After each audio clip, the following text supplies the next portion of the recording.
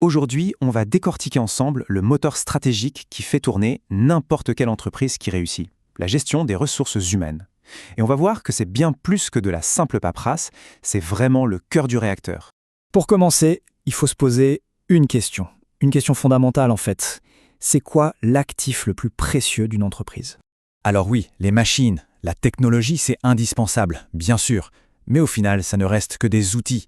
Sans l'intelligence et l'intervention humaine, rien ne se passe. Le véritable moteur, celui qui crée, qui innove, qui fait avancer les choses, ce sont les gens et leurs compétences. Pour que ce soit bien concret, on va suivre une entreprise fictive, Sotupro.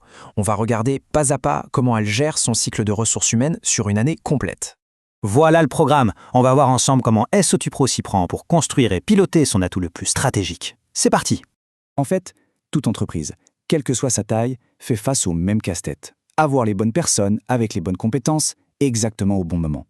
C'est ça le grand puzzle que les RH doivent assembler. La toute première étape, c'est la planification. On appelle ça la GPEC, la gestion prévisionnelle des emplois et des compétences. En gros, il s'agit de regarder vers l'avenir, d'anticiper. Et pour ça, on commence par une photo de l'instant présent. Donc Sotuprod fait le point. À l'année N, voilà de qui l'équipe est composée. On a une image nette et précise des forces en présence. Maintenant, on passe en mode projection. L'entreprise estime ce qui va se passer, les départs à la retraite, les promotions internes, les démissions. En intégrant ces mouvements, elle obtient une vision de ce que sera son effectif probable à la fin de l'année suivante. Et c'est là que tout s'éclaire. On compare les besoins de demain avec les forces qui seront réellement disponibles. Et là, on voit apparaître noir sur blanc les écarts. Ici, il manque 2 cadres, là, 13 ouvriers qualifiés, et à l'inverse, il y a 15 ouvriers non qualifiés en trop.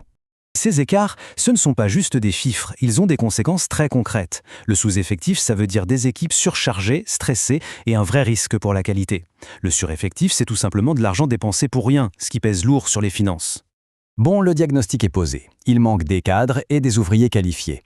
Il est donc temps pour Sotuprod de se lancer dans une nouvelle mission, le recrutement. Pour ça, il y a 2 grandes options sur la table. Soit on externalise, on fait appel à un cabinet spécialisé, soit on gère tout en interne, avec son propre service RH. Chacune a ses avantages et ses inconvénients, notamment en termes de coûts. L'option cabinet externe, c'est la solution clé en main. Mais ça a un coût, ici, 7 000 €. Ça couvre leurs honoraires, la diffusion des annonces, les tests, etc. Si on fait ça en interne, le coût est différent. Il faut compter le temps passé par le responsable RH, le prix des annonces dans la presse, quelques frais administratifs. Au total, on arrive à 5 500. Alors, à première vue, l'interne est moins cher. Mais attention, la décision n'est pas si simple. Le choix va aussi dépendre de la complexité du poste, de son importance stratégique. Parfois, l'expertise d'un cabinet vaut bien l'investissement. Recruter, c'est bien, mais ce n'est pas tout. Une entreprise doit aussi s'occuper des talents qu'elle a déjà en interne. Surtout quand la technologie évolue à toute vitesse. Il faut maintenir les compétences à jour. L'idée derrière la formation, elle est résumée parfaitement ici. Il s'agit d'ajuster, d'adapter les compétences des salariés pour qu'elles collent parfaitement aux besoins actuels et futurs de l'entreprise. Prenons un cas concret. COTU Prod achète une nouvelle machine, plus moderne, plus complexe. Pour que les ouvriers puissent l'utiliser, l'entreprise met en place une formation dite d'adaptation. C'est un exemple parfait qui montre que la formation, Ce n'est pas une dépense, c'est un investissement. Un investissement qui rend l'entreprise plus souple, plus rapide et au final bien plus compétitive sur son marché. On a parlé de planification, de recrutement, de formation. Il nous reste une dernière pièce essentielle du puzzle RH, la rémunération. Pour comprendre, on va regarder de plus près comment est construite une fiche de paie. Sotuprod, elle, utilise un système de salaire mixte. C'est assez malin. Il y a une partie fixe, le salaire de base, qui est calculé sur le temps de travail. Et puis il y a une partie variable, une prime, qui vient récompenser la performance, le rendement. Les deux combinés donnent le salaire total.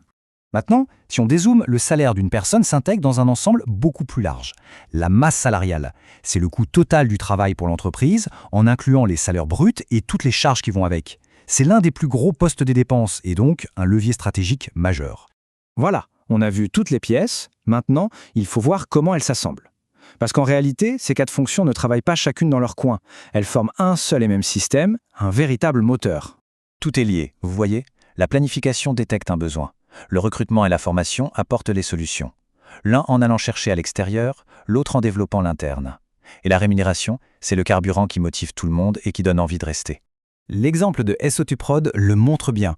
Quand tous ces éléments sont alignés et fonctionnent en parfaite harmonie, Les RH ne font pas que gérer du personnel, elles deviennent une force qui propulse toute l'entreprise vers l'avant.